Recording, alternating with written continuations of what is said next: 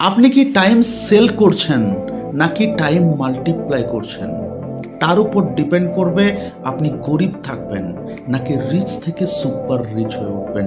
যারা time sell করেন তারা কখনো রিচ হতে পারেন না, যারা টাইম মাল্টিপ্লাই করেন তারাই হয়ে ওঠেন রিচ থেকে সুপার রিচ। তো টাইম সেলটা কি? আপনি 6 ঘন্টা থেকে 8 ঘন্টা কাজ করছেন স্যালারি নিয়ে, এটা হচ্ছে টাইম সেল। আর যে মানুষরা 24 ঘন্টার থেকে বেশি কাজ করে সেটা হচ্ছে টাইম মাল্টিপ্লাই। তো টাইম মাল্টিপ্লাই কিভাবে হয়? দুটো সিস্টেম রয়েছে। একটা হচ্ছে সময় কিনে নেওয়া, যেমন মুকেশ আম্বানি স্যালারি দিয়ে মানুষের সময় কিনে নেন। তিনি 100 জন মানুষের সময় কিনে নিলেন, তারা 10 ঘন্টা করে কাজ করছেন, তার 1000 ঘন্টা কাজ হচ্ছে।